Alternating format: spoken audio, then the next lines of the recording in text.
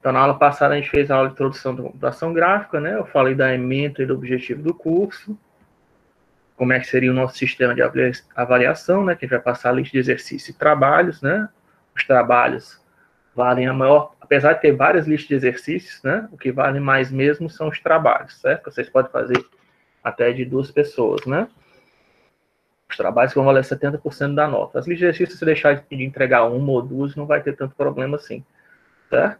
Que eu quero mesmo que vocês façam trabalho, ponham a mão na massa. Aí falei do conteúdo do curso, mostrei a bibliografia, né, para vocês, que alguém estava me perguntando. Os 2 livros são Fundamentos da Computação Gráfica, só que um é em português, do Luiz Velho, que é um pesquisador lá do INPA, do Rio de Janeiro. Ele também é professor. Acho que ele dá aula na PUC também, do Rio de Janeiro, de vez em quando.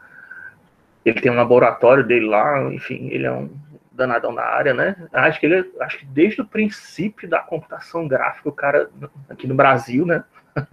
Ele está envolvido na área, então é um cara bem antigo.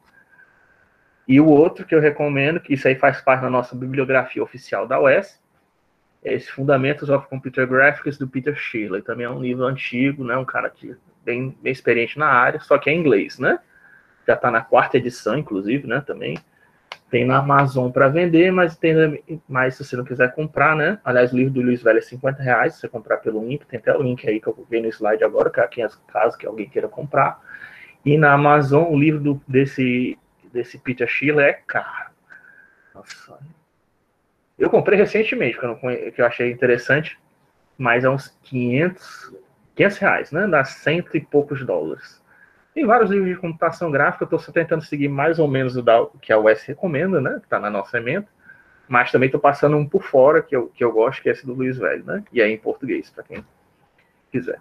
Inclusive, essa definição, né, de transformação de dados em imagens, que a gente viu na aula passada, é do Luiz Velho, né? Que você transforma, mas isso aí é geral. Se for encontrar no Luiz, talvez você encontre outra definição, mas essa definição é a que eu acho mais adequada, que é aquele conjunto de técnicas, né, lembrando, para transformar dados, que são números, normalmente dados no computador são números, zeros e uns, em imagens, né?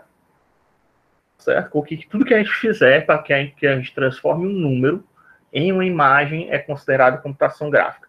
E vice-versa também, tá? Quando você tem uma figura e transforma essa figura, fotografia, gráfico, seja lá o que for, um objeto visual, você tem um objeto visual e você transforma aquilo em número, isso também é computação gráfica. São as 2 operações, né? De número para imagem, de imagem para número. Me avisem qualquer problema, tá? Que eu não sei o que vocês estão vendo, não estão deixando de ver, né? Mas eu vou ficar alternando, né? Tem alguns programas que eu quero mostrar para vocês, né? Então eu vou ficar saindo do slide para um programa para o slide, se não vai aparecendo nada, vocês, você não viu o que você fez no programa, professor, repete aí, né? Aí eu paro, faço de novo.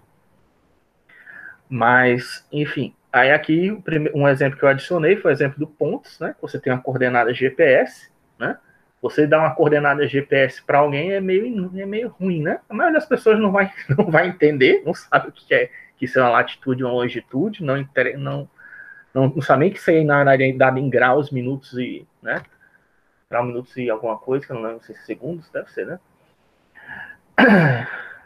Não sou da área de geografia, mas enfim. Você pega um número desse, uma coordenada de GPS, isso aí para a maioria das pessoas é inútil, mas quando você pega essa coordenada e joga lá no Google Maps, ele te traz o quê? Te desenha um mapa, né? Com um pinzinho lá nessa posição, e você pode dar zoom para enxergar onde é que está posicionado o globo, né? Isso aí já é a visualização daquele ponto, né? Daquele ponto exato no mapa mundi, né? Isso aí é uma forma de computação gráfica, né? Também. Certo? É lógico que já tem a imagem do mapa mundo, né? Você fez essa é uma fotografia do mundo de forma mais simples, né? Porque o Google ele vai mostrando várias fotografias conforme você vai dando zoom, né?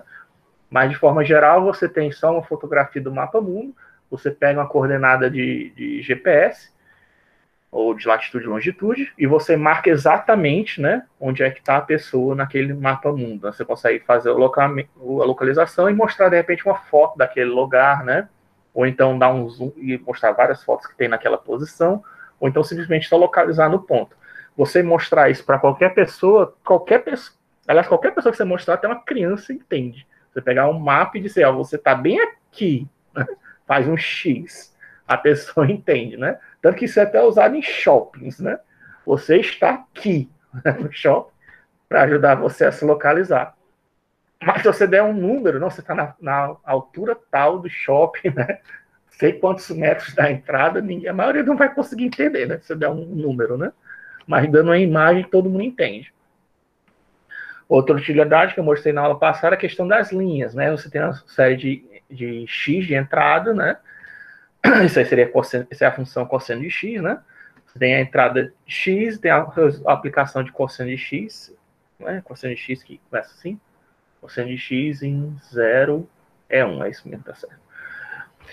Então, esta aí é a função cosseno de x, e aí você plota esses pontos, né, para fazer aquela, como se fosse uma ondinha, né? Você faz um desenho de linhas, né? Eu mostrar esses pontos para vocês, coordenadas de x e y, a maioria, provavelmente, nem eu mesmo vou saber o que é isso, né? 1 vira 0,54, 1,2,036. Pode ser o cara mais danadão na matemática, o cara provavelmente não vai conseguir, só olhando pelos números, saber o que é. Mas se eu mostrar a imagem se eu mostrar essa imagem aqui da nossa direita, né? Aí todo mundo entende, né? Pode até não saber que isso aqui é a função cosseno, mas você sabe, isso aqui é uma linha ondulada, né? Que tá fazendo uma ondinha e tal. Né? Todo mundo consegue entender. E o último, né? Seria aquele que eu tinha mostrado na aula passada, deu uma melhorada também, que você tem uma lista, né, de vértices, polígonos, né? Que você tem os vértices do polígono, que são as arestas, as normais, uma série que você coloca mesmo, são as faces, que identificam os polígonos, os vértices e as normais, para dizer, as normais servem para indicar onde é que a luz deve refletir, tá? É só um vetor perpendicular a um polígono, que diz basicamente onde é o para cima. É para isso que serve a normal. Onde é que está o para cima, né? Porque no ambiente 3D, né? Imagina você no espaço, né? Onde é que está o cima, né? Não tem céu em você, só é tudo preto, né? Então você tem que ter um vetor dizendo para onde é que é o cima, né? Teoricamente, o que você convenciona como cima. Isso é chamado de normal. Então, você tem essa lista de vértices, que são pontos, de faces, que é uma sequência de arestas, de retas, né? De segmentos de reta. E nós temos as normais, que dizem o que é o para cima, né? A partir disso, a gente consegue desenhar esse modelo do Kratos, né? Vocês estão vendo agora ele renderizado final, né? Que seja já com textura, pintado e tal. Mas tem também a versão dele, o modelo, né? Que foi feito mesmo por alguém. Que é todo quadriculado, né? Esses quadrados aí são mais artísticos, né? Mas enfim, que na verdade não fica tão bonitinho assim, é mais, como eu falei, fica bem mais quadriculado do que isso, tá? Já tá refinado, isso que eu tô querendo. Esse modelo já tá refinado um pouco, né? Porque tá bem bonitinho, mas você dá para ver que é formado por quadradinhos, né? Por quadriláteros, né? São polígonos, é a união de vários polígonos que forma o modelo do Kratos final, né? Ou em qualquer outro modelo 3D, tá? Não necessariamente é quadrados, tá? Quadriláteros. Na verdade, o mais comum hoje em dia é você usar, se bem que já se usa bastante quadriláteros, mas o mais comum, tradicional da computação gráfica é usar triângulos, tá? As placas de vídeo tudinho, seja da NVIDIA, da Radeon, o que for, usam triângulos. Mas já tem uma tentativa de usar quadrados. Por que quadrados? Porque quadrados você consegue reduzir o tamanho do modelo, enfim, tem algumas questões de eficiência, né? Aí nós falamos aqui das áreas de computação gráfica, né, que é a modelagem geométrica, renderização vira uma imagem, você pode fazer a parte de modelagem geométrica, você faz no Blender, né, ou então no 3D Studio, né, ou então no Maya, ou então no ZBrush. Aí tem a parte de renderização, que aí a maioria desses programas de modelagem já fazem isso para a gente, a renderização. Aí tem o processamento de imagens. O processamento de imagem é que você faz no Photoshop, no GIMP, que outro famoso aí tem de foto, eu não sei não, ó. De cabeça não tô lembrando não. Mas qualquer filtro que você... Ou então qualquer filtro que você faça na câmera mesmo do seu celular, né? Ah, eu quero tirar aqui os olhos vermelhos. Isso também é considerado processamento de imagens, tá? E aí, quando você faz o processo inverso, tem uma imagem, uma fotografia que você quer transformar em número, aí você já é chamado de visão computacional, né? Isso aí, normalmente, como eu falei, a gente faz isso quando a gente quer ajudar que o computador veja. A gente quer que o computador dê algum significado para aquela imagem, certo?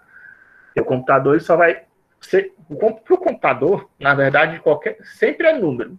Ele não está vendo fotografia nenhuma, certo? Para ele sempre é número. Só que para a gente, né, como a gente consegue ver aqueles números através de uma imagem, a gente consegue atribuir significado. Dizer, ó, esse grupo de números aqui juntos, isso aqui é um carro, né? Ou então, esse grupo de números aqui juntos, isso aqui é uma estrada, né? E a gente pode dizer que estrada é número 1, carro é número 2, né? Certo? Para poder fazer um carro que ande, né, na estrada e tal. Esse processo é chamado de visão computacional, né? Também faz parte da computação gráfica. Para fazer um robô se movimentar, ou então para você ver imagens de satélite, identificar o que é estrela, o que é planeta, né? Certo? Aí eu falei aqui dos exemplos de CAD, né, de visualização, coloquei lá a fotinha do buraco negro mais recente, né, de 2019, confirmei, é do ano passado. Essa é a primeira imagem do buraco negro que a gente viu, né? Em jogos, né? Pode realidade aumentada virtual para medicina, jogo, futebol, o que você quiser, você pode aplicar, né, para propaganda. Eu recomendei que você desse lá no filme Blade Runner, né, para quem não conhece, quem não assistiu ainda. Tirei isso da tela. E a gente começou a falar do paradigma dos 4 universos, né, que é uma coisa que a gente vai falar durante todo o semestre, tá? Basicamente, você tem o que é isso? Você tem um objeto do mundo físico, né? O mundo físico é a nossa realidade, mas também pode ser outro universo, pode ser um universo fictício. Eu quero modelar um Homem-Aranha, né?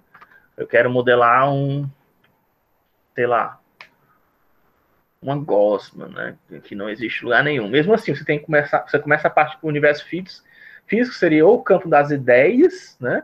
Ou o nosso mundo real, ou seja, um universo mais complexo. Acho que vou até mudar isso depois para, enfim. Mas por enquanto deixa o universo físico mesmo, que seria o nosso mundo real, ou então o universo das ideias, né? Depois dele a gente vai para o universo matemático, e uma vez que você pensou numa ideia, beleza, eu pensei aqui num monstro que não existe em lugar nenhum, que eu quero modelar ele. Você tem que pensar como é que eu vou modelar, que formas matemáticas eu vou usar para fazer isso. Se você não for usar fórmulas matemáticas, mesmo que você vai usar, tipo, não, mas eu vou usar o ZBrush. Mesmo assim, mesmo no ZBrush, você tem que pensar que geometrias eu vou usar para modelar isso. Vou começar de uma esfera, eu vou começar de um cubo, eu vou colocar 3 cubos, um para a cabeça, 2 para os braços. Como é que eu vou, entendeu? Como é que eu vou começar o meu modelo? Que geometrias vão ser a base do meu modelo? Isso já seria no universo matemático, tá? Isso é feito, inclusive, com desenho. Quando você vai começar a desenhar, você coloca lá os círculozinhos representando o seu boneco, né? Antes de começar a refinar os detalhes, né? Aí tem o universo de representação, que aí, uma vez que já tem as geometrias básicas, né, do universo matemático, você vai para o universo da representação, que agora sim é que você vai começar a adicionar detalhes, né, no seu modelo. Ah, não é bem uma esfera, mas eu tenho que ajustar. Para uma esfera é feita com infinitos pontos, não dá para eu colocar todos esses pontos no meu modelo, então eu vou colocar só esses pontos aqui, né? Quais são os pontos mais importantes? Que pontos eu quero colocar mais de destaque? Eu vou esticar esse vértice, eu vou achatar essa aresta. Isso já seria o universo da representação, tá? E a implementação final, né, seria o seu arquivo salvo, né? Terminou, mas vai salvar no formato de arquivo, que aí vai ter o quê? Vai ter exatamente aquilo que eu mostrei antes para vocês. Vai ter a lista de vértices, a lista de faces, a lista de normais, né? Isso aí seria a implementação do seu modelo, tá? Como é que isso aí fica no computador? Como é que isso fica salvo no computador? Isso é o universo da implementação, tá? Que a gente vai trabalhar, o que a gente vai trabalhar mesmo aqui é na questão do universo da implementação, né? Vocês precisam saber como chegar nele, né? Porque a gente fala dos 4, porque vocês têm que saber como chegar nele. Aí eu falei da questão das montanhas, que a gente pode transformar uma montanha em uma função de altura, que para cada ponto do espaço cartesiano tem um z associado com ele. A gente pode transformar isso num grid, né? Aí também a mesma coisa vale para imagens, né? Aí agora outro exemplo, né? Esse aqui é mais um exemplo mais simplesinho, né? Mais bem didático, mas só para fins didáticos, tá? Você tem uma chapa metálica, você quer modelar essa chapa metálica. Ela é feita com uma sequência de pontos, né? É bem mais simples, por isso que é um exemplo simples, né? Porque eu posso ver claramente que a chapa metálica tem o quê? 1, 2, 3, 4, 5, 6, 7, 8. Que com 8 pontos eu consigo modelar essa chapa metálica, tá? Então eu vou pegar 8 pontos do, do conjunto dos reais, né? Que seria o nosso universo matemático.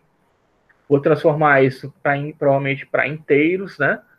Vai ficar isso no universo da representação, vai ficar inteiro. Não tem muita modificação, porque é um modelo simples, né? Aqui. E na implementação eu vou transformar isso num código, né?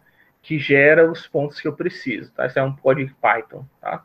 Você colocar isso para executar no seu Python depois, quando vocês quiserem, quem não fez, quem não, quem quiser, né? Você vai ver que isso gera 8 pontos, esse código aí, certo? E aí, não necessariamente, uma coisa que eu queria, por que eu estou mostrando esse exemplo, apesar de ser bem simples, para mostrar que não necessariamente que a forma de você representar um modelo do universo físico, seja qual for, não é única, né? Não existe, só existe esse jeito de fazer, professor. Eu tô achando esse jeito complicado. Não, existe várias maneiras de fazer, tá? Eu poderia também, se eu quisesse, em vez de representar por pontos, eu poderia representar pelo tamanho dos lados e com ângulos. Também dá certo, tá? Por 8 lados e 8 ângulos, eu consigo também traçar a mesma chapa metálica. Isso vale para qualquer outro modelo, tá? Não existe uma única forma de você representar matematicamente um modelo. Existem provavelmente infinitas formas, né? Você que está modelando, você que está criando, certo? Então você pode fazer do jeito que você quiser, o jeito que você achar mais fácil e natural para você, tá? Não existe só uma maneira. Outro exemplo, que eu adicionei também para vocês, que é bem simples, talvez para alguns, né? Não sei. Se você achou ainda do placa metálica muito complexo, de um copo, né? Se eu quiser modelar um copo que faz parte do universo físico, né? Como é que eu faço? Existe uma fórmula para a área do copo, né? Eu pego isso aí da matemática, eu pego isso do universo dos reais, só que os reais são infinitos. Aí os reais são infinitos e não contáveis, é uma coisa mais complexa ainda. Aí eu coloco num conjunto ainda menor, quando eu vou para a representação, nos inteiros, tá? Que ainda é infinito, mas limitado, né? É contável, é um infinito contável para os conjuntos inteiros. Da mesma forma, só fui sair dos números dos reais, fui para os inteiros representáveis no computador. E aí, quando eu vou para a implementação, eu coloco 2 fors, né, que vão percorrer a altura do cilindro, gerando os pontos de círculo, tá? Isso para fazer um copo bem simples, tá? É basicamente um cilindro, tá? Um copo bem simples é isso. Você pega só um cilindro, vai desenhando círculos um em cima do outro, tá? Não um exatamente em cima do outro, mas de repente com distância de um círculo do outro, de uma unidade, vai criando um em cima do outro, né? E você coloca que o fundo é preenchido, né? Que ali vai ter que um dos lados do cilindro tem uma face e o outro não, é um buraco, né? Para a pessoa poder colocar líquido ali dentro. E seria uma modelagem de um copo bem simples também, né? Através de um cilindro. É lógico que tem copos mais complexos. Tem.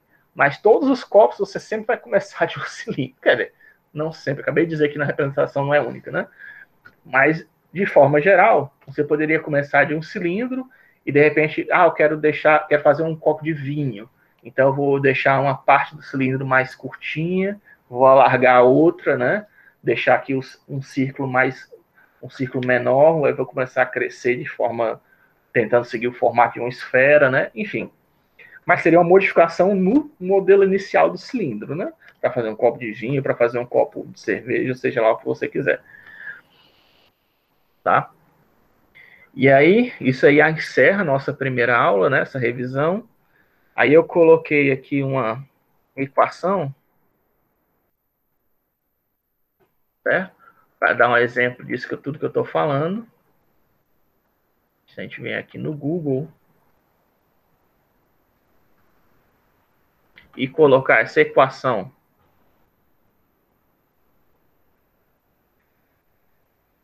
né, para procurar no Google, Vocês estão vendo aí na minha tela? Sim. Então pronto, ó. Essa equação que eu coloquei, inseri lá no último slide, isso é chamada curva do Batman, né? Só para vocês poderem ver. Que é uma equação bem complexa, né? Como eu disse, não é a única maneira de fazer, tá? Mas isso aí é porque é uma curva famosa, que você fazendo a união de todos esses x e combinar e funções de absoluto, de que ele está colocando quadrado e tal, você consegue fazer o logo, né, do Batman, tá? Pela união de todas essas fórmulas. Na verdade, isso aqui são o quê? São várias equações que são unidas uma das outras. Dá para até ver que equação é o quê, né? Que o Google é legal que ele coloca em essa equação aqui em azul é o quê? Essa parte aqui, equação em vermelho, essa outra parte aqui, equação em laranja, que é esse cara aqui de baixo, certo? Então, unidas essas diversas partes, forma o símbolo dele, né? Ok? Alguma dúvida com relação a essa primeira parte da matéria? Não, uma parte bem curiosa. Beleza. Então, vamos continuar para a segunda aula agora. Só fiz alguma modificação? Vamos ver, fechar. Vamos lá para a segunda apresentação.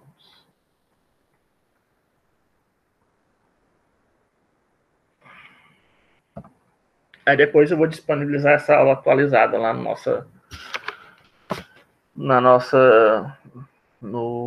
junto com o vídeo, provavelmente, né? Eu coloco o vídeo junto. Ela está gravando ainda, tá, né? Não sei se interrompeu, não, tá gravando.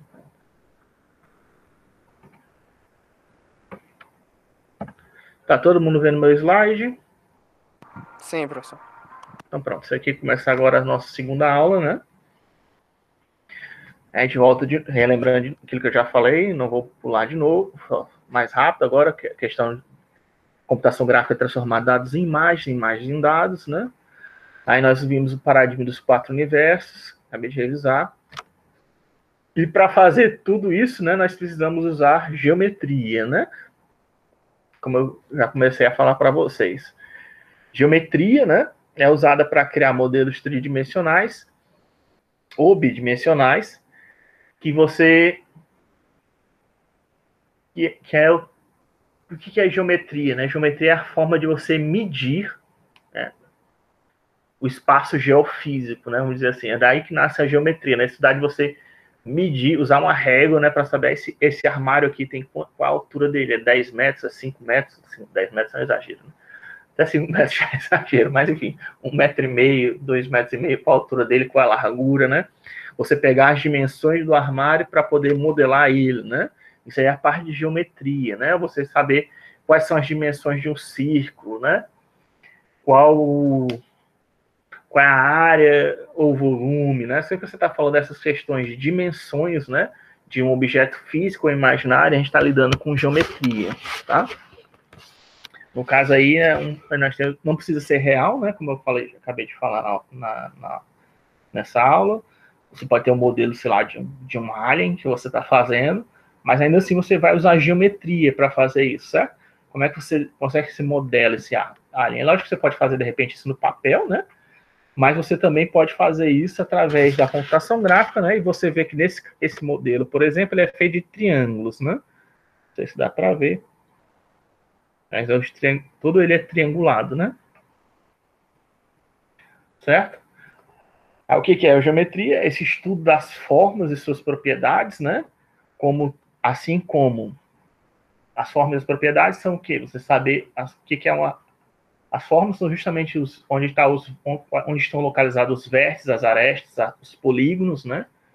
Se caso seja necessário. E as propriedades seria você saber justamente o volume, a área, né? A área seria uma propriedade de uma geometria, né? De uma forma. Mas não somente isso, também tem questão de... Qual mais, hein, cara? Tem uma curvatura, por exemplo.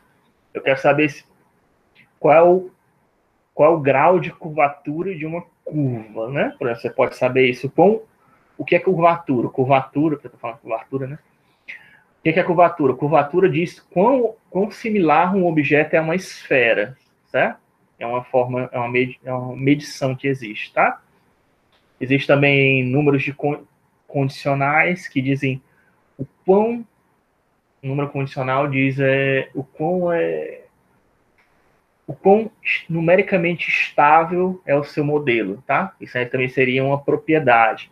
Isso é interessante porque quando você faz a computação, tudo que você faz em computação, se você fizer uma operação várias vezes, se seu modelo não for numericamente estável, ele pode começar a agir bizarramente, certo?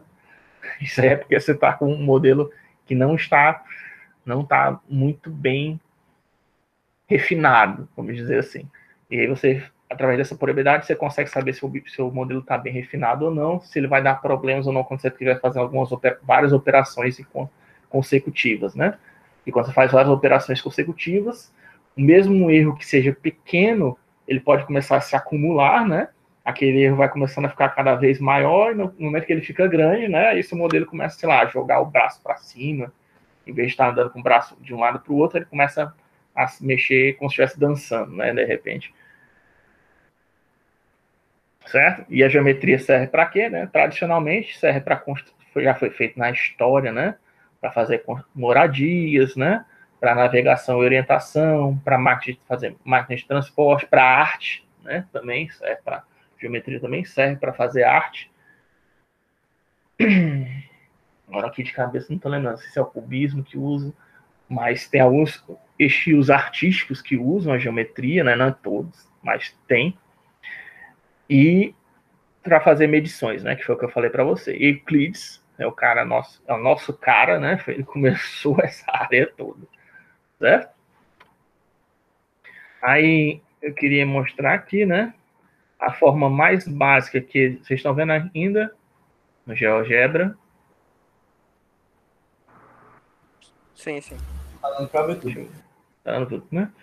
Deixa eu ver se eu escondo a taskbar aqui. Não tem não como tirar isso daqui.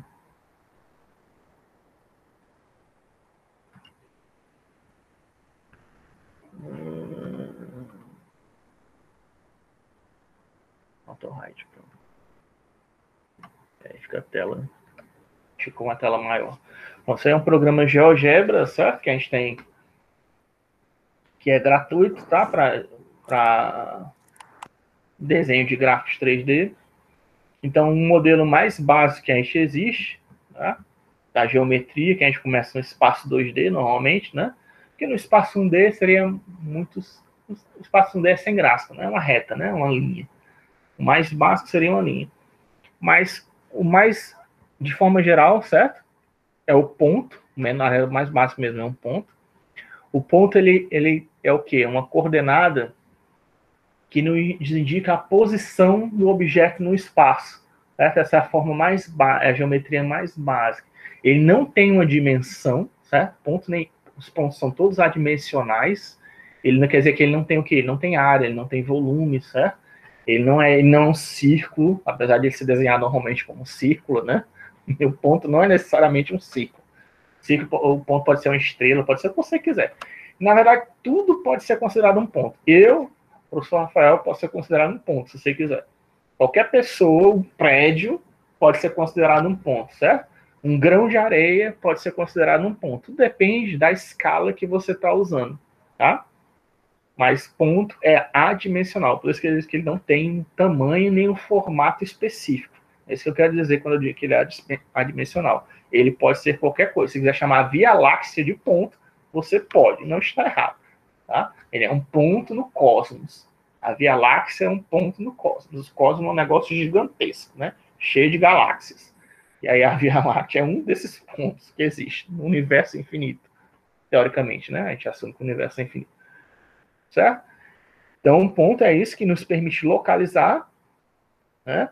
Normalmente ele tem uma coordenada, né? Ele tem uma descriçãozinha, né? Por exemplo, aqui no caso, esse ponto aqui está na coordenada 1,17037, x, e y 1,34, não sei o quê. Isso aqui, no caso, é um ponto bidimensional. Por quê? Porque eu estou num espaço 2D, que tem duas dimensões, então tem dois números que representam um ponto, uma localização do espaço. Se eu estou num espaço 3D, né, que tem três dimensões, eu vou ter o quê? 3 números que representam a minha localização no espaço. Se eu estiver numa reta, de repente eu estou andando num cabo de vassoura, o cabo de vassoura eu preciso só de um número para dizer aonde é que eu estou. Então, numa ponte, pronto.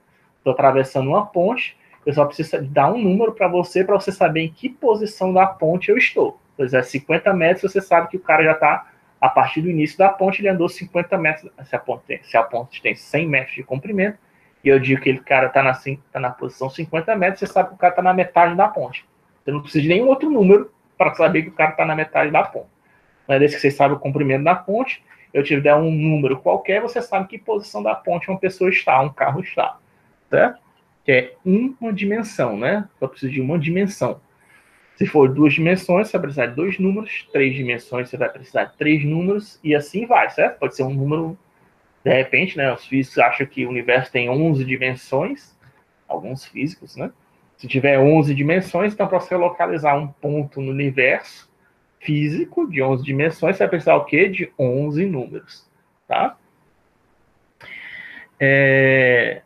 Professor, mas você não falou no início dessa aula agora, você não falou que numa coordenada de GPS, você pode usar só longitude e latitude para poder saber que parte do globo eu estou? Sim, você pode, mas o globo não é tridimensional, por que eu estou usando só 2 coordenadas, né? Já que eu estou no espaço 3D, né? O esfera, o mundo, na verdade, o mundo não é esfera, tá? O mundo é elipsoide, mas enfim, assumindo que o mundo é uma esfera, né? Por que eu não uso 3 coordenadas? Alguém sabe me responder? Eu posso usar só 2 para saber que posição do mapa eu estou. Alô? Você pode repetir a pergunta, por favor?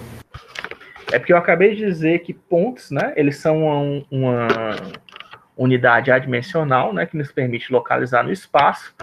E eu falei, quando você está no espaço 2D, que é plano, com 2 coordenadas, 2 números, você consegue se localizar, marcar um ponto exato do espaço 2D. No espaço 3D, que é o mundo que a gente habita, né, normalmente, que a gente, eu e vocês todos nós habitamos, espaço 3D, você precisa de 3 números.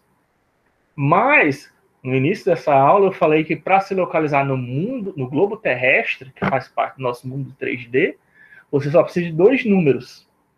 Por que isso? No meu ver, a gente também poderia ver a altura, certo? Mas a gente só precisa da latitude e da longitude no mundo, porque ele já considera a nossa superfície como se estivesse na altura ideal já. Exatamente, muito bem. Porque a gente já considera que a gente está na altura, a gente não se importa muito com a nossa altura, né? A gente assume que o universo, que a superfície da Terra é chata, né? É plana. Mas, enfim, eu não estou querendo entrar em polêmica, não. Só estou querendo dizer que como se fosse um círculo, uma esfera perfeita, né? Que ela fosse toda lisinha, né? Que não tem montanhas. É isso que eu estou querendo dizer quando eu digo que ela é chata. Que não tem montanhas, que não tem vales, tá? Que é tudo na mesma altura. É uma esferinha perfeita, bonitinha. Por isso que a gente pode usar só a latitude e a longitude. A gente não está usando a terceira dimensão. A gente não precisa usar ela, né? Mas, na verdade, existe, tá? Porque a gente se quisesse... Assim, porque eu estava pensando assim, porque mesmo porque superfície só tem 2 dimensões, né? Então, 2 pontos. Exatamente. É como se a gente estivesse na casca da laranja, né? Vamos dizer de outra maneira, né? Para você andar na casca da laranja, você só precisa de 2 pontos, né? Eu não estou entrando dentro da laranja, nem estou saindo fora da laranja, certo? Eu só estou andando por cima ali da laranja, eu só preciso de 2 dimensões, né? Você pode até pegar a laranja, a casca da laranja, se você quiser depois, descascar e apertar no chão, né? Ela não vai ficar muito boa. Mas se colocar, de repente, um livro em cima dela, você vai ver que ela fica toda plana, né? Fica exatamente plana. Você pode fazer a mesma coisa com objetos 3D, né? Não sei se já viram. Tradicional é aquela foto do cubo, né? Deixa eu ver aqui, tem um dado, talvez. Planificação de um cubo. Pronto. Tá vendo essa foto aqui, né? Você, para fazer um cubo, isso aqui é uma verdade assim também, né? Você tem uma... Isso aqui é um cubo achatado no plano 2D, né? Deixa eu abrir uma imagem, uma nova janela. Certo? Se você quisesse montar um cubo de papel, né? Você faz esse recorte, né? Você imprime isso, faz o recorte, e depois basta fazer as dobraduras na posição certa, que você vai ter um cubinho de papel, né? Tem até um... Tem até, eu acho que é Cube Art, é? Como é que é o nome daquilo? Cube Art, é? Não. Pô, agora eu tô lembrando o nome, que é tipo, você tem uns bonequinhos, eu quero pegar um bonequinho do Star Wars, eu quero fazer ele um bonequinho, um cubinho feito de cubinho de papel, você consegue, você imprime, né? Com uma folha qualquer, recorta e você depois vai dobrando as partes para fazer ele, o modelinho. Depois eu coloco na apresentação, que isso é interessante. Agora eu não tô lembrando como é que é o nome, ó. Droga. Mas enfim, depois vem para mim. Mas você pode fazer... Isso aí você está falando de um cubo, né, professor? De um objeto quadriculado. Mas de uma esfera também dá para fazer? Dá. Só que o problema é que para você fazer uma esfera, você ia precisar de muitos quadradinhos, tá? Ia ficar um negócio... Dá um trabalho monstruoso, tá? Mas, em teoria, dá. Dá para você fazer uma esfera de papel, né? Mas o que para você ver como é, para você ter uma ideia de como é complicado, eu já vi tem um canal do YouTube chamado Ultramundo. Ixi, não tô lembrando. Enfim, o cara ele é metido a cientista e ele fez um desafio que era você pegar um papel de alumínio e amassar ele e depois lixar ele para virar uma esfera. Isso era o desafio do canal dele. Você amassar, fazer uma bolinha de papel, de alumínio, e depois você começar a lixar ela até ela ficar uma esfera perfeita. Aí quem fizesse a esfera perfeita melhor ganhava, né? Pra se fazer isso aí, ele não conseguiu. Ninguém consegue, claro. Mas ele conseguiu chega num negócio bem bonitinho, certo? Fica bem parecido mesmo com uma esfera perfeita. Certo? Através de uma bola de alumínio você consegue fazer isso. É lógico que do modelo cara que eu tô falando aqui, você não precisa, no caso dele, ele tá amassando, né? Mas você não precisa amassar para fazer um modelo de papel de bola. Mas você ia dar muito trabalho, tá? Porque amassando é mais fácil porque você vai ter uma coisa dentro da bola para você não precisar, para você não entortar, né? Agora, para papel daria bem mais trabalho. Mas é possível, teoricamente, você fazer uma bola de papel. Desse jeito que eu tô falando, como se fosse uma casca de laranja, né? Aí, cadê o GeoGebra? Gebra.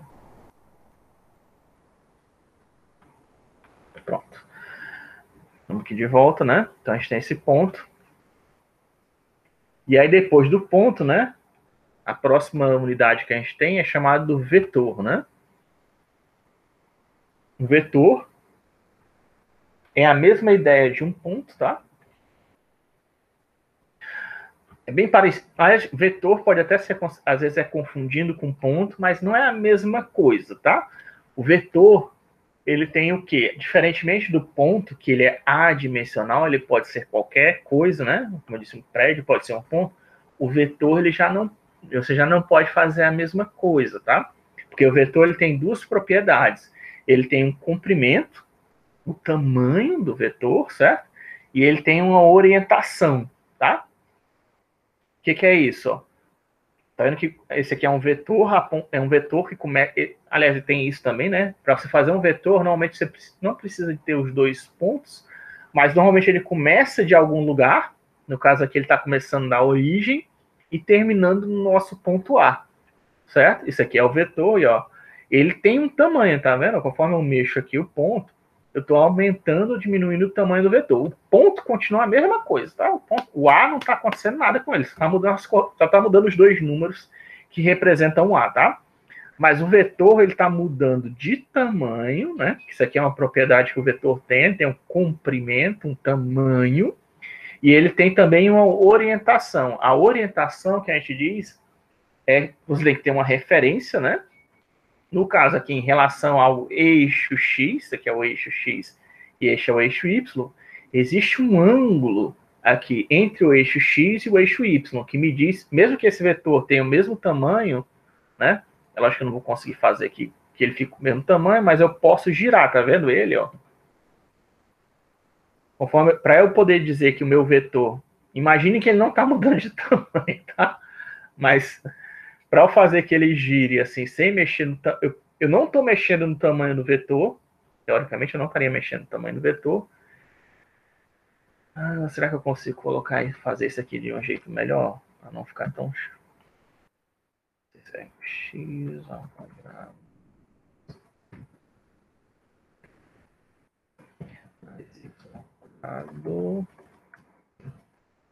Igual a...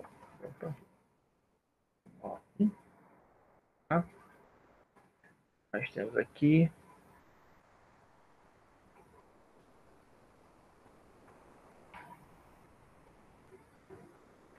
Como é que eu posso colocar aqui um ponto? Seria tipo...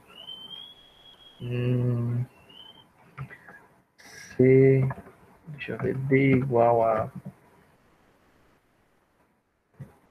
Seno... X... Será que ele deixa eu fazer isso? Não sei se ele vai deixar eu fazer, certo? Mas eu vou tentar. Coloquei errado.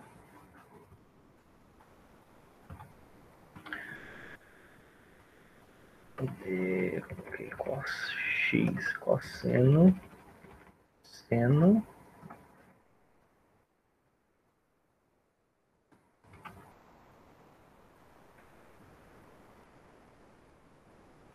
Não deixou, ele colocou o D, mas eu não estou conseguindo ver o ponto. Eu queria era ver o ponto.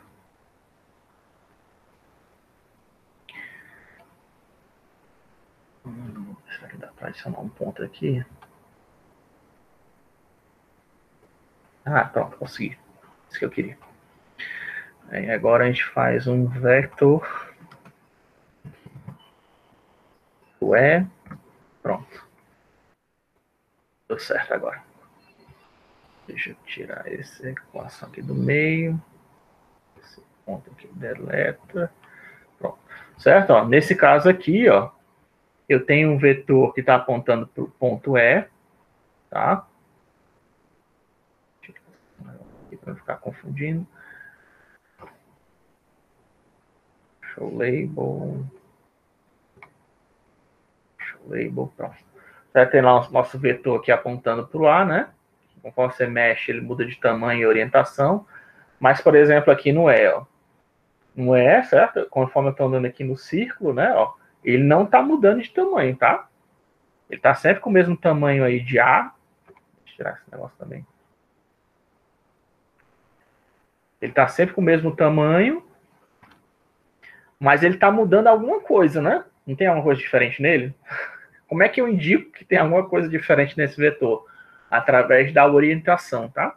Através da orientação eu consigo dizer, né? Ou o ângulo, né? Eu consigo dizer o que tem diferente nele. Apesar do tamanho não estar mudando, o ângulo está, tá? A orientação dele está.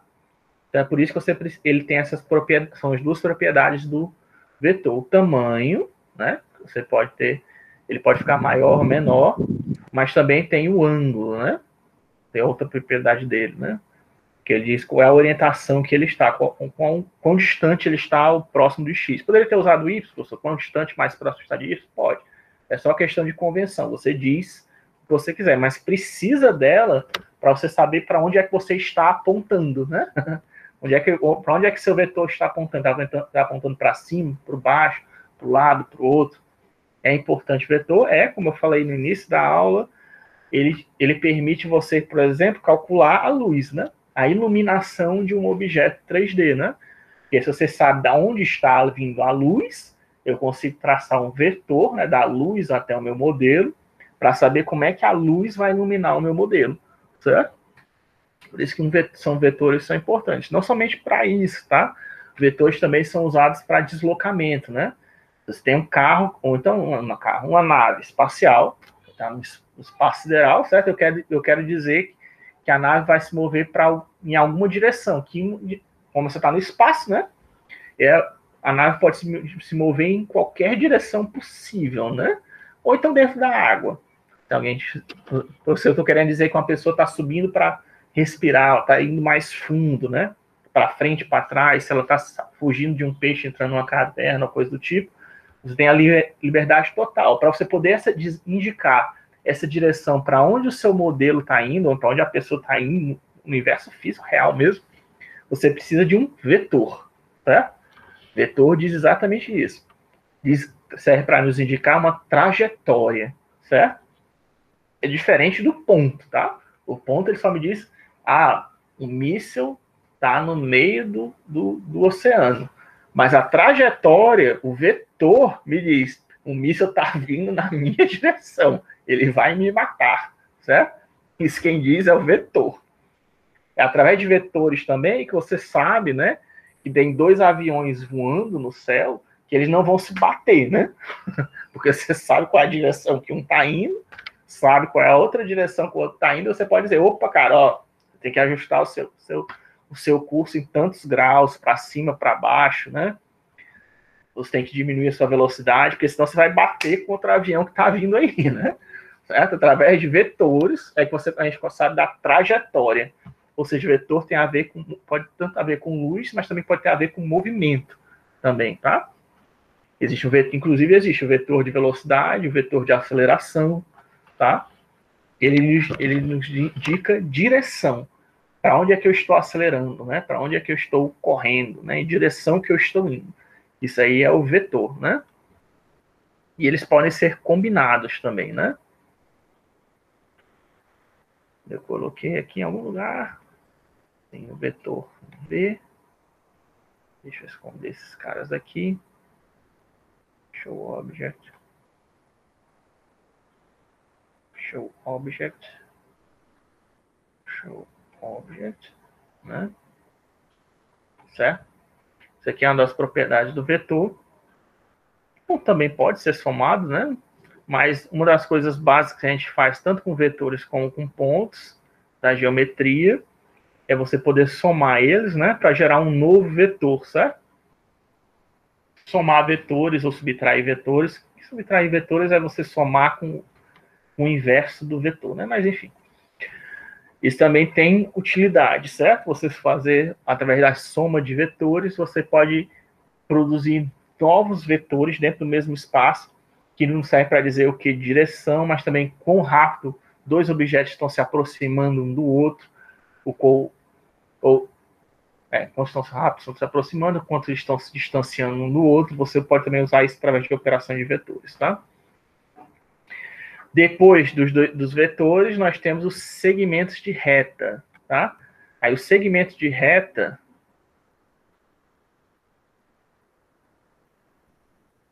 Então, recapitulando, né? O ponto te dá uma posição no espaço e o vetor ele te diz uma direção.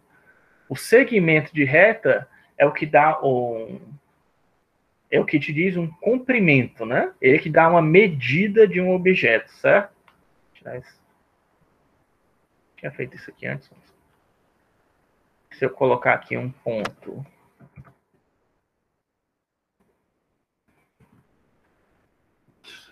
3, 4.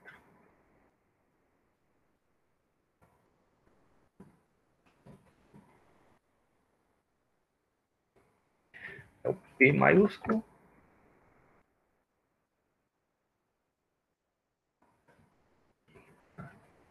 Points.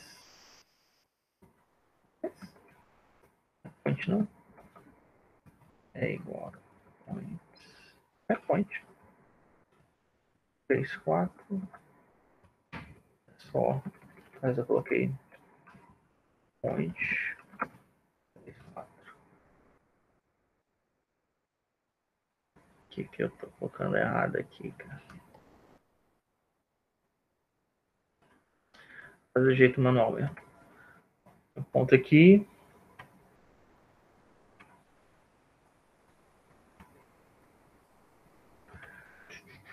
Segmento. Pá. Agora poderia colocar mais outro. Mas deixa eu tirar isso aqui para não ficar confuso. Pronto. Isso aqui é chamado de um segmento de reta, tá? Veja qual a diferença do segmento de reta para um vetor, né? É que ele tem um ponto de início e um ponto de final, tá? Um ponto inicial e um ponto final. Ele também tem aquelas duas propriedades que o vetor tem, tá? Ele tem o quê? Você tem o comprimento e tem o ângulo, né? Se você quiser. Mas, diferentemente do vetor, o que ele tem a mais do vetor? Ele tem agora 2 pontos, né? Ele tem claramente um ponto de início e um ponto de fim. Se não tiver um desses pontos, então não é um segmento, tá? Não é um segmento de reta. Para ser um segmento de reta, você tem que ter esse ponto inicial e um ponto final. O vetor, ele não tem necessariamente isso, tá? O vetor, oficialmente, ele não tem um ponto. Isso é um ponto. Ele tem as mesmas coordenadas de um ponto, né? Se for no espaço tridimensional, ele tem 2 números que representam ele. Se for no espaço tridimensional, tem 3 números, exatamente como um ponto. Ele não tem ponto inicial e ponto final. É porque o vetor ele pode ser calculado a partir de 2 pontos. Né? Se eu tenho um ponto de início e um ponto de fim, eu posso fazer a subtração do ponto final com um ponto inicial. Isso aí é um vetor, tá? Vai dar um conjunto de números, né? Subtrair a coordenada x de um ponto com a coordenada x do segundo ponto, a coordenada y de um ponto com a coordenada y de outro ponto. Você vai ter 2 números ainda, né? E esses 2 números representam um vetor, tá? E veja que um vetor ele pode estar localizado, apesar de eu ter colocado nessa apresentação que o vetor está localizado na origem, ele pode estar em qualquer lugar do espaço, tá? Não necessariamente ele precisa estar na origem. Fazer. Tá certo agora. É só o jeito mais fácil, né, de fazer colocando na origem. Certo? Ó, coloquei agora aqui um outro vetor. Um vetor aqui D, que ele não está mais na origem, tá? Ele está saindo a partir do ponto 1. Enfim, acho que não dá para fazer a manipulação que eu fiz no outro aqui nele. Eu coloquei exatamente ele numa posição do espaço, mas ele pode se mexer. Não sei porque não. Enfim, coisa do GeoGebra, tá? Mas a gente pode mexer. Se eu não criou o ponto para poder mexer, você só pode mexer pontos. Né? Eu não posso mexer o vetor, né? Você poderia criar um ponto ali no 2,1 e colocar ele como a ponta do vetor. Deixa eu ver então. Ponto 2,1, isso. Aí lá no vetor o senhor muda a posição final para o ponto H. Isso. Ponto, né? Deu certo? Deu certo. Isso. É para mexer agora. Pronto. Deixa eu colocar agora um I na posição 0,1, né?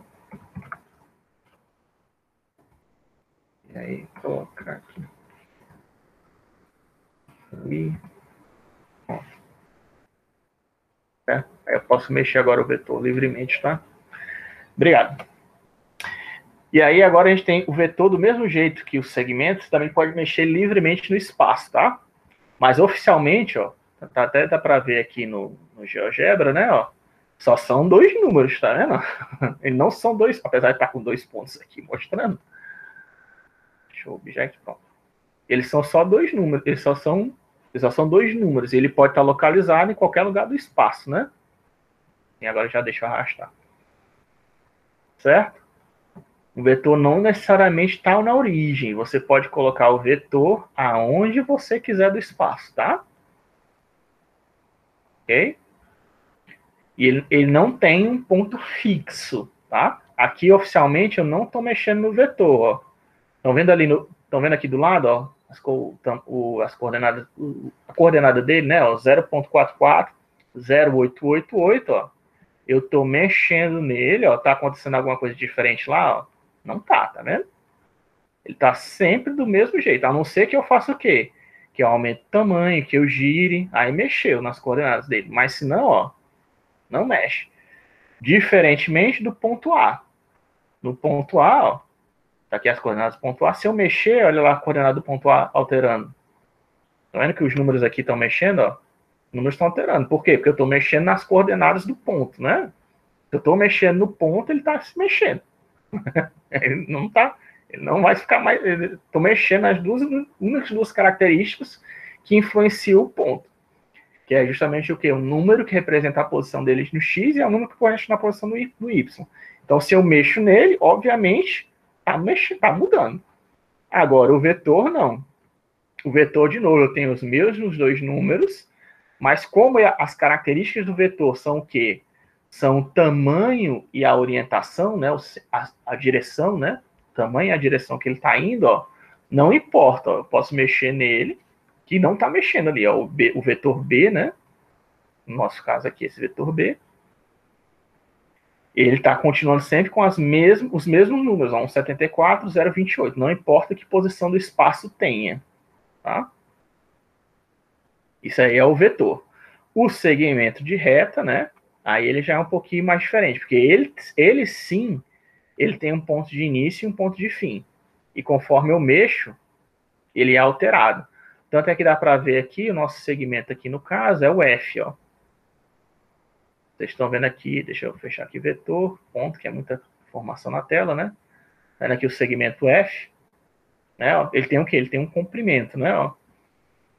E conforme eu mexo, ixi, tá mexendo tudo aqui. Conforme eu mexo, o tamanho do segmento se altera, né? Ó. A descrição do segmento vai sempre se alterar, diferentemente do vetor, tá? Por quê? Porque o do vetor, nós temos... Você não tem necessariamente fixo quem é o ponto de início e o ponto de fim. Mas você... Não sei se isso talvez é meio abstrato para você imaginar, mas mesmo você é possível...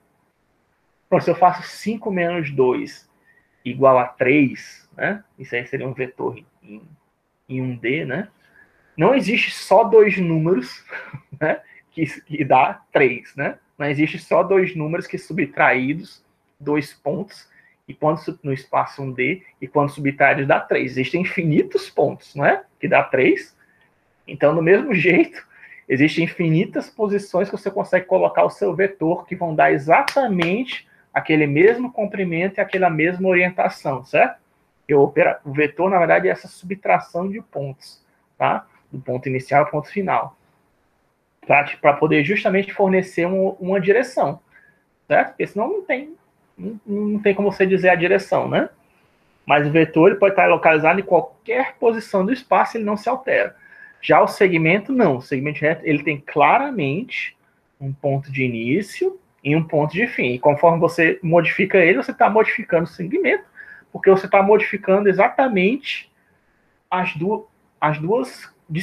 os dois pontos que descrevem ele, tá? Não tem como você... Além de você... ou seja, é um processo incremental, né? No ponto só tem dois números, no vetor você tem dois números também, só que agora você tem uma direção, né? Um tamanho, uma direção. O segmento, ele tem tudo que o vetor tem, que o ponto tem, só que agora ele tem o quê? Um ponto a mais, né? Certo? E aí, finalmente, depois disso, a gente chega no polígono. Eu sei que é bem chatinha essa parte, talvez alguns de vocês considerem, mas nós estamos começando bem do básico mesmo. Ponto, vetor, segmento, e agora vem o polígono, né?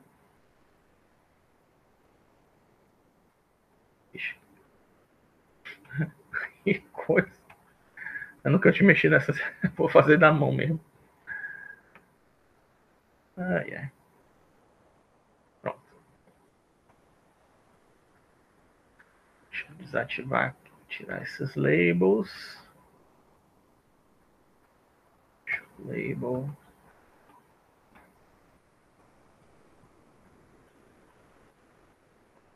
Show label. Show label. Certo? Esse aqui é o menor polígono que existe.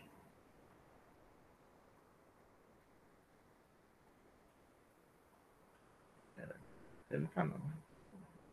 Show object. Será que dá pra gente tirar esse grid? Professor, para o senhor Oi. criar um polígono mais fácil, ali na segunda opção, onde tem uma reta, clica nela. Segunda opção que tem uma reta, essa daqui. Isso aí, isso. Aí tem ali, ó, isso. Polyline. Isso, essa opção aí. Ah, pronto. Fica mais fácil, né? Legal. Obrigado.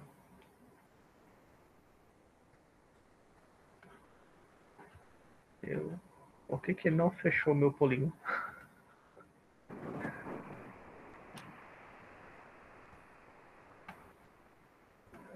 Deixa aqui.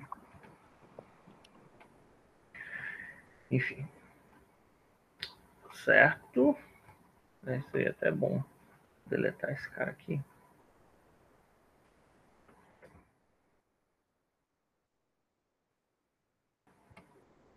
Deletar ele. Deixar aqui só o triângulo primeiro.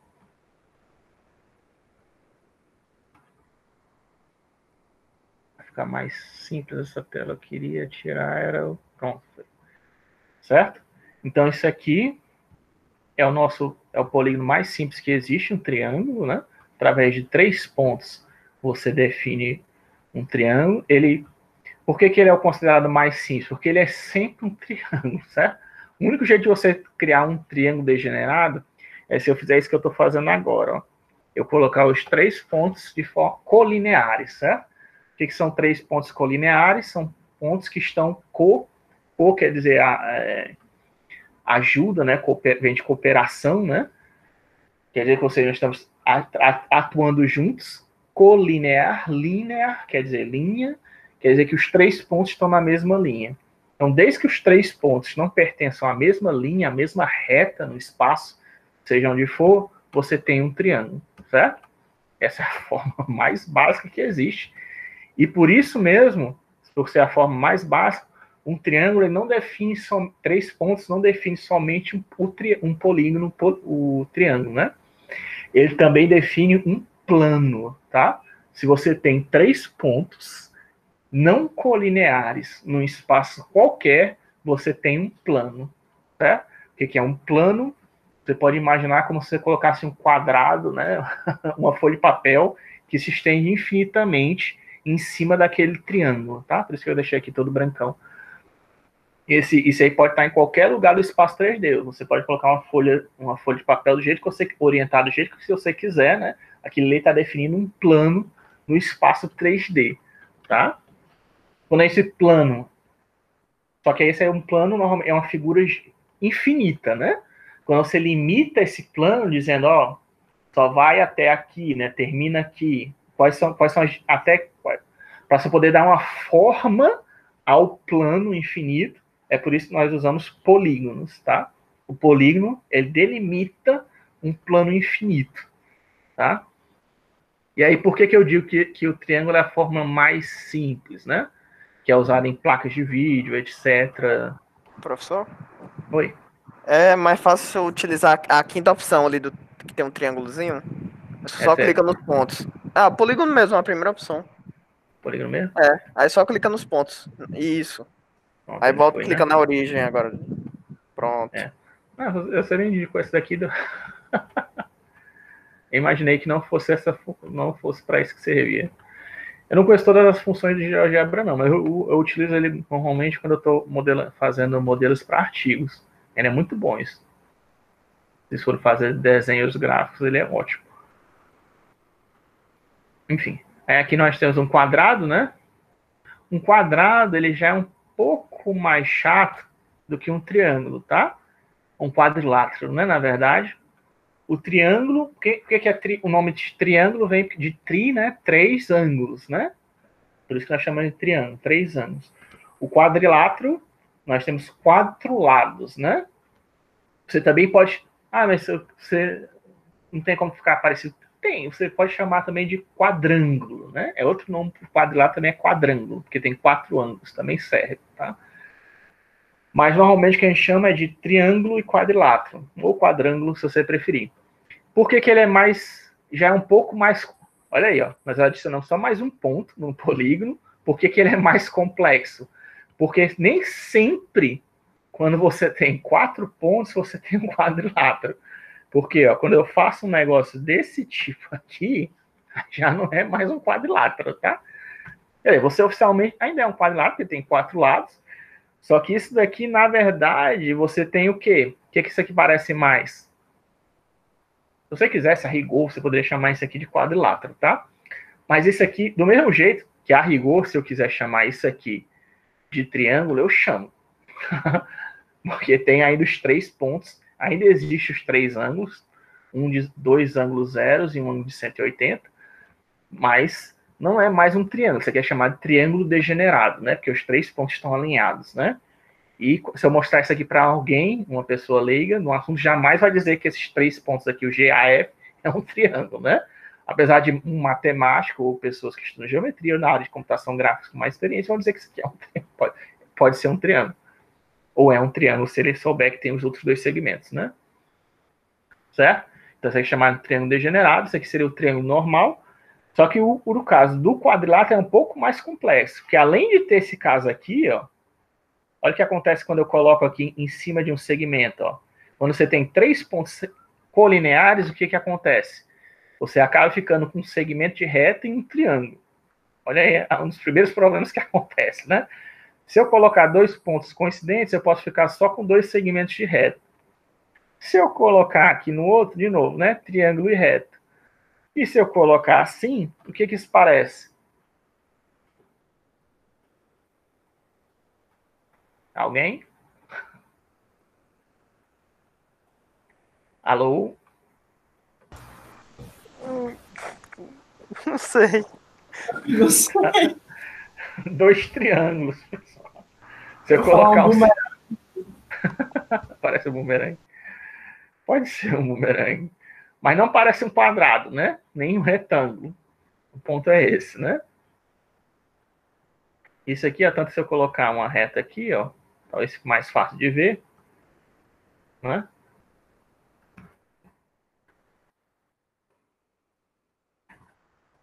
Certo? Ó? Não parece 2 triângulos? Parece... Agora tá dando pra ver, né?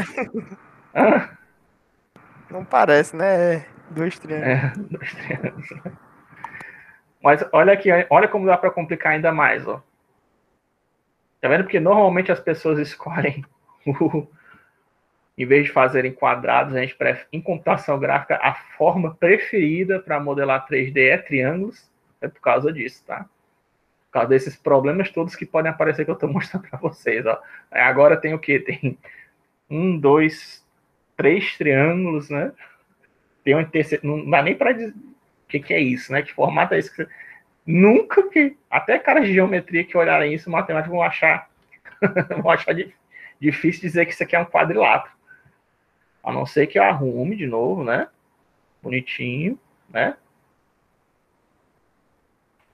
Aí a gente tira esse cara aqui do meio. Aí você vai dizer que isso aqui é um quadrilátero, né? Acima disso, aí vai piorando, tá? Se quiser usar um pentágono, um hexágono, né? Aí já vai para longe, né? Mas por que as pessoas... Então, o modelo preferido para fazer modelos 3D é o triângulo, mas a gente tem uma pesquisa, né, uma intenção de você começar a usar quadriláteros. Por quê? Você consegue imaginar por quê? Alguém consegue imaginar por quê? Apesar todos esses problemas que podem acontecer no quadrilátero, que não acontecem no triângulo, o único problema que acontece no triângulo é se for 3 pontos colineares, aí lascou. Mas se não, você sempre tem um triângulo. Acho que é porque a cada 3 quadrados você eliminaria um triângulo, né? Então você reduz o tamanho. Exatamente, você consegue... Porque aqui, na verdade, o 2 triângulos, né? Você ainda tem aqui um quadrado, né? Um quadrilátero, ele é formado por 2 triângulos, né? Sempre, na verdade, ele é formado por 2 triângulos. Se você conseguir substituir no seu modelo, tirar triângulos para colocar quadriláteros no lugar, você consegue reduzir o tamanho do seu modelo, certo? Em vez de você estar armazenando na memória, sei lá, 1 milhão de triângulos, você já reduz para 500 mil. Né? Vamos dizer, em caso ideal, você consegue reduzir o tamanho do seu modelo pela metade, cara. Olha aí o negócio, né? Isso aí é ótimo para a computação gráfica, né? Porque às vezes você está querendo usar um modelo super refinado e de repente está com tanto triângulo que está papocando a memória RAM do seu computador. Aí você transforma isso em quadrilátero, você consegue reduzir não para metade, mas para próximo. Aí você já consegue ter um modelo refinado em alto nível, né? Usando polígonos um pouco mais complexos, né? No caso, quadrilátero. Talvez você vai ter que ajustar, provavelmente, depois de fazer... Se você transformar tudo para quadrilátero na força bruta, e dá para fazer, você pode transformar tudo para quadrilátero na força bruta, você vai ter que fazer alguns ajustes no seu modelo, tá? Por causa desse tipo de coisa, de situação que pode acontecer, tá? Por causa desse problema aqui, você vai ter que ir lá, opa, isso aqui está invertido, deixa eu ajeitar, né? Ou então, opa, isso aqui está degenerado, né? Deixa eu ajeitar. Mas, ainda assim, você vai conseguir reduzir imensamente o tamanho do seu modelo, né? Pela metade, né? Tá? Então, eu acho que por essa aula já foi muita informação, certo? Na próxima aula a gente continua, certo? Os slides da aula 2, ok? E a gente continua discutindo mais sobre geometrias, tá? Como desenhar triângulo. Agora eu vou falar na próxima aula como desenhar, né, de computação gráfica, esses triângulos, quadrados, polígonos em geral, antes de a gente ir para assuntos mais avançados, tá bom? E como fazer operações em cima deles, né? Como gira um triângulo, como pinta um triângulo, certo? A gente vai falar isso já na próxima aula. Ok? Ok.